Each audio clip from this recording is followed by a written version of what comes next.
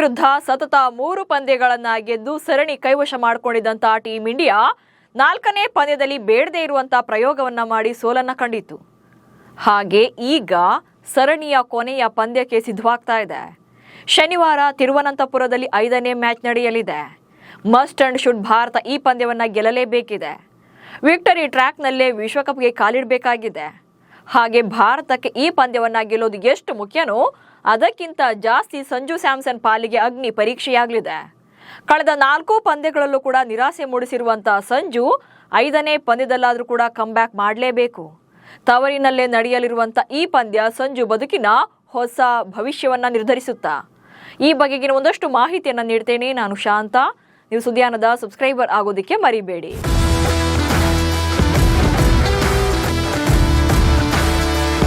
ಭಾರತದ T20 team ಅಂದ್ರೆ ಅದು ಜಗತ್ತಿನಲ್ಲೇ the best and number 1 team.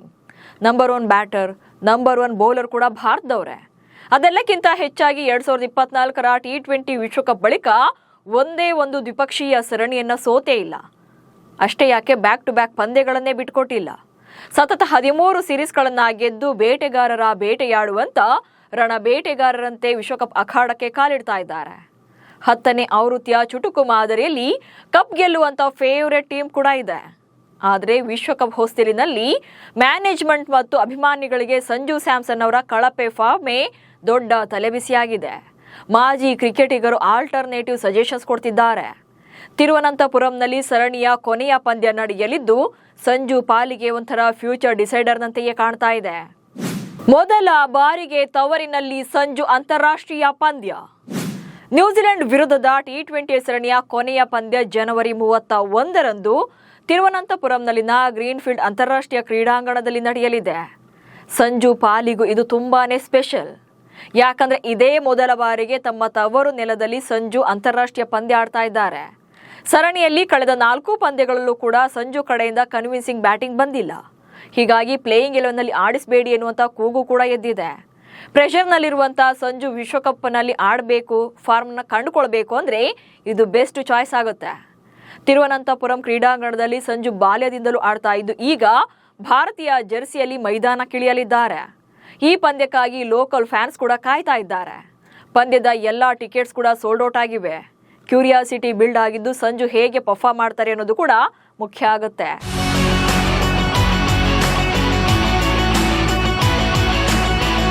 ನಾಲ್ಕು ಪಂದ್ಯ 40 ರನ್ಸ್ ಮತ್ತೆ ಫೇಲ್ಯೂರ್ ಆದ್ರೆ ಗೇಟ್ ಪಾಸ್. ನ್ಯೂಜಿಲೆಂಡ್ ವಿರುದ್ಧದ ಕಳೆದ 4 ಪಂದ್ಯಗಳಲ್ಲೂ ಕೂಡ ಓಪನರ್ ಆಗಿ ಸಂಜು ಕಡೆಯಿಂದ ಬಿಗ್ ಇನ್ನಿಂಗ್ಸ್ ಬಂದಿಲ್ಲ. 4 ಪಂದ್ಯಗಳಿಂದ ಕೇವಲ 40 ರನ್ ಅಷ್ಟೇ ಗಳಿಸಿದ್ದಾರೆ. ಮೊದಲ ಪಂದ್ಯದಲ್ಲಿ 10 ರನ್ ಗಳಿಸಿದ್ರೆ 2ನೇ ಪಂದ್ಯದಲ್ಲಿ 6 ರನ್ಗಳಿಗೆ ಸೀಮಿತವಾಗಿದ್ರು. ಇನ್ನು 3ನೇ ಪಂದ್ಯದಲ್ಲಿ ಡಕ್ಔಟ್. ಇನ್ನು 4ನೇ ಪಂದ್ಯದಲ್ಲಿ 24 ರನ್. ಸೊ ಈ ನಂಬರ್ಗಳನ್ನ ನೋಡಿದಾಗ ಅವರು ಪ್ರೆಷರ್ನಲ್ಲಿ ಇದ್ದಾರಾ ಎನ್ನುವಂತ ಪ್ರಶ್ನೆ ಮೂಡುತ್ತೆ. ಹಾಗೆ ಅವರು ಔಟ್ ಆಗ್ತಾ ಇರುವಂತ ರೀತಿ ಕೂಡ ನೋಡಿದಾಗ ಕನ್ವಿನ್ಸಿಂಗ್ ಆಗಿ ಕಾಣಿಸ್ತಾ ಇಲ್ಲ. ಹೀಗಾಗಿ ಸರಣಿಯ ಕೊನೆ ಪಂದ್ಯ T20 ವಿಶ್ವಕಪ್ಗೂ ಮುನ್ನ ಕೊನೆ ಅವಕಾಶ ಆದ್ರೂ ಕೂಡ ಆಗಬಹುದು. ಯಾಕಂದ್ರೆ ಈ ಮ್ಯಾಚ್ ಅಲ್ಲಿ ಬಿಗ್ ಸ್ಕೋರ್ ಬಂದ್ರೆ ವಿಶ್ವಕಪ್ನಲ್ಲಿ ಕೂಡ ಕಣಕ್ಕಿಳಿಸಬಹುದು. ಇಲ್ಲದೆ ಇದ್ರೆ ಅವರ ಭವಿಷ್ಯ ಕೂಡ ವಿಶ್ವಕಪ್ ಮೂಲಕವೇ ಕೊನೆಯಾಗಬಹುದು. ಅದು ಅಲ್ಲದೆ ಪ್ರತಿ ಸಲ ಸಂಜು ವಿಶ್ವಕಪ್ ಟೀಮ್ನಲ್ಲಿ ಇರ್ತಾನೆ ಇರಲಿಲ್ಲ. ಬಟ್ ಈಗ ರೈಟ್ ಟೈಮಲ್ಲಿ ರೈಟ್ ಟೀಮ್ನಲ್ಲಿದ್ದಾರೆ. 2023ರ ವಿಶ್ವಕಪ್ ವೇಳೆ T20 ತಂಡದಲ್ಲಿದ್ದರು. ಸೊ ಭಾರತ ತಂಡದಲ್ಲಿ ಸೆಲೆಕ್ಷನ್ ಮಾಡಿರಲಿಲ್ಲ. ಆ ನಂತರ 2024ರ ವಿಶ್ವಕಪ್ ವೇಳೆಗೆ ಏಕದಿನ ತಂಡಕ್ಕೆ ಬಂದಿದ್ರು. ಹೀಗಾಗಿ ಅಲ್ಲೂ ಕೂಡ ಚಾನ್ಸ್ ಸಿಕ್ಕಿರಲಿಲ್ಲ. ಈಗ T20 ವಿಶ್ವಕಪ್ ತಂಡದಲ್ಲಿದ್ದಾರೆ. ವಿಶ್ವಕಪ್ ಕೂಡ ಬಂದಿದೆ, ಅವಕಾಶ ಕೂಡ ಸಿಕ್ಕಿದೆ. ಹೀಗಿದ್ರು ಕೂಡ ತಮ್ಮದೇ ತಪ್ಪಿನಿಂದ ಎಡುತ್ತಾ ಇದ್ದಾರೆ. ಫುಟ್ವರ್ಕ್ ಕಳಪೆ, ಸ್ಪಿನ್ನರ್ಸ್ ವಿರುದ್ಧ ಸಂಜು ಫೇಲ್. ಇನ್ನು ಸಂಜು ಸ್ಯಾಮ್ಸನ್ ಅವರ ವೀಕ್ನೆಸ್ ಅಂದ್ರೆ ಬ್ಯಾಟಿಂಗ್ ವೇಳೆ ಕಾನ್ಫಿಡೆಂಟ್ ಆಗಿ ಕಾಣಿಸ್ತಾ ಇಲ್ಲ.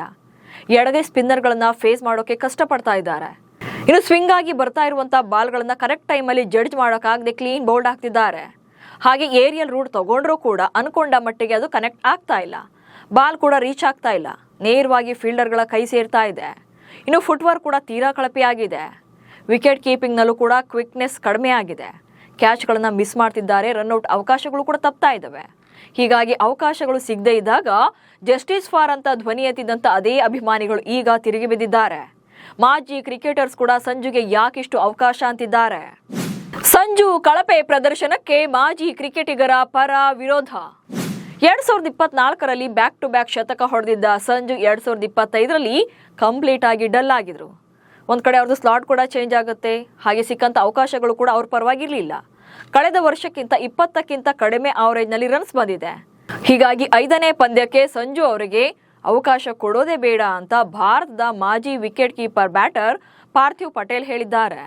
T20 ವಿಶ್ವಕಪ್ನಲ್ಲಿ ಸಂಜು ಸ್ಯಾಮ್ಸನ್ ಬದಲಿಗೆ ಇಶಾನ್ ಕಿಶನ್ ಅವರನ್ನ ಪಿಕ್ ಮಾಡುವಂತೆ ಮ್ಯಾನೇಜ್ಮೆಂಟ್ನ ಒತ್ತಾಯಿಸಿದ್ದಾರೆ. 2.5 ವರ್ಷಗಳ ಬಳಿಕ ತಂಡಕ್ಕೆ ಕಂಬ್ಯಾಕ್ ಮಾಡಿದ್ರೂ ಕೂಡ ಇಶಾನ್ ಕಿಶನ್ ಬ್ಯಾಟಿಂಗ್ ಅಬ್ಬರ ಚೆನ್ನಾಗಿತ್ತು. ಸೊ ಅವರನ್ನೇ ಆಡಿಸಿ.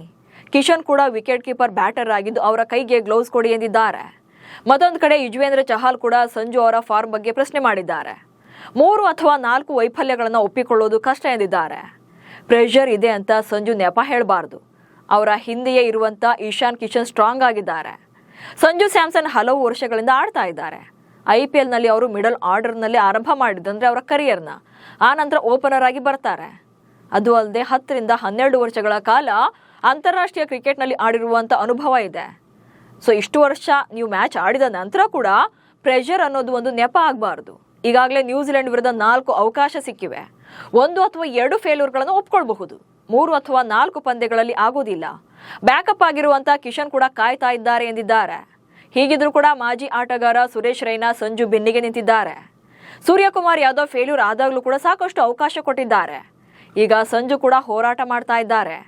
ಅವಕಾಶಗಳು ಹೆಚ್ಚಿಗೆ ಸಿಕ್ಕಾಗ ಅವರು ಕೂಡ ಕಂಬ್ಯಾಕ್ ಮಾಡ್ತಾರೆ. BCCIನ ಬಾಸ್ಗಳು ಸೂರ್ಯನ ಜೊತೆ ನಿಂತಂತೆ ಸಂಜು ಜೊತೆಗೂ ನಿಲ್ಲಬೇಕು, ಹಾಗೆ ಅವಕಾಶ ಕೊಡಬೇಕು. ಇದೇ ವೇಳೆ ಸಂಜು ಒಬ್ಬ ಕ್ಲಾಸಿಕ್ ಬ್ಯಾಟರ್. ಪೇಸ್ ಮತ್ತು ಸ್ಪಿನ್ ಎರಡನ್ನೂ ಕೂಡ ಸಮರ್ಥವಾಗಿ ಎದುರಿಸ್ತಾರೆ. ಅವರ ಈ ಸಾಮರ್ಥ್ಯವೇ ಅವರನ್ನ ಭಾರತ ತಂಡಕ್ಕೆ ಆಸ್ತಿಯನ್ನಾಗಿ ಮಾಡುತ್ತೆ ಅಂತ ಭವಿಷ್ಯ ನುಡಿದಿದ್ದಾರೆ. ಅಂದ್ರೆ ಸಂಜು ಸ್ಯಾಮ್ಸನ್ ಕಂಬ್ಯಾಕ್ ಮಾಡೇ ಮಾಡ್ತಾರೆ ಎನ್ನುವಂತ ಭರವಸೆ ಅವರದ್ದು.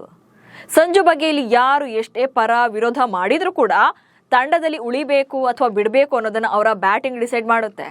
ಸತತ 4 ಪಂದ್ಯಗಳಲ್ಲಿ ಬಿಗ್ ಇನ್ನಿಂಗ್ಸ್ ಬರದೇ ಇದ್ರೂ ಕೂಡ ಅಟ್ಲೀಸ್ಟ್ 5ನೇ ಪಂದ್ಯದಲ್ಲಿ ಬಂದ್ರೆ ವಿಶ್ವಕಪ್ನಲ್ಲಿ ಕೂಡ ಓಪನರ್ ಸ್ಥಾನ ಗಟ್ಟಿಯಾಗುತ್ತೆ. ಇಲ್ಲದೇ ಇದ್ರೆ BCCI ಮ್ಯಾನೇಜ್ಮೆಂಟ್ ಯಾವ ನಿರ್ಧಾರ ಬೇಕಿದ್ದು ತೆಗೆದುಕೊಳ್ಳಬಹುದು. ಯಾಕಂದ್ರೆ ಅದು ಸರಣಿ ಅಲ್ಲ. ಈ ಪಂದ್ಯ ಇಲ್ಲದೇ ಇದ್ರೆ ಮುಂದಿನ ಪಂದ್ಯದಲ್ಲಿ ಗೆಲ್ತೀವಿ ಅನ್ನೋಕೆ. ಸೊ ಪ್ರತಿ ಪಂದ್ಯವನ್ನ ಮಸ್ಟ್ ಅಂಡ್ ಶುಡ್ ವಿನ್ ಆಗಲೇಬೇಕು ಎನ್ನುವಂತೆಯೇ ಆಡಬೇಕಾಗುತ್ತೆ. ಜೊತೆಗೆ ಅಲ್ಲಿ ಪ್ರತಿಯೊಬ್ಬ ಆಟಗಾರನ ಕರ್ತವ್ಯ ಕೂಡ ಇರುತ್ತೆ, ಹಾಗೆ ಅವರ ಮೇಲೆ ಜವಾಬ್ದಾರಿ ಇರುತ್ತೆ. ಹೀಗಾಗಿ ತವರಿನ ಭವಿಷ್ಯ ಸಂಜು ಪಾಲಿಗೆ ಏನಾಗುತ್ತೆ, ಒಲಿಯುತ್ತೋ ಅಥವಾ ಉರುಳುತ್ತೋ ಅನ್ನೋದನ್ನ ನೋಡಬೇಕಾಗುತ್ತೆ. ಇನ್ನು ಅಂತಿಮವಾಗಿ ನಿಮ್ಮ ಪ್ರಕಾರ ಸಂಜು 5ನೇ ಪಂದ್ಯದಲ್ಲಿ ಕಂಬ್ಯಾಕ್ ಮಾಡ್ತಾರಾ ಅನ್ನೋದನ್ನ ಕಮೆಂಟ್ಸ್ ಮೂಲಕ ತಿಳಿಸಿ. ಹಾಗೆ ಇನ್ನು ನೀವು ನಮ್ಮ ಸುದ್ದಿಯಾನ ಚಾನಲ್ನಲ್ಲಿ ಜಾಹೀರಾತು ಹಾಗೆ ಪ್ರಾಡಕ್ಟ್ ಪ್ರಮೋಷನ್ಗೆ ಡಿಸ್ಪ್ಲೇನಲ್ಲಿ ಕಾಣಿಸ್ತಾ ಇರುವಂಥ ನಂಬರ್ಗೆ ವಾಟ್ಸಪ್ ಮಾಡಿ. ನಮಸ್ಕಾರ.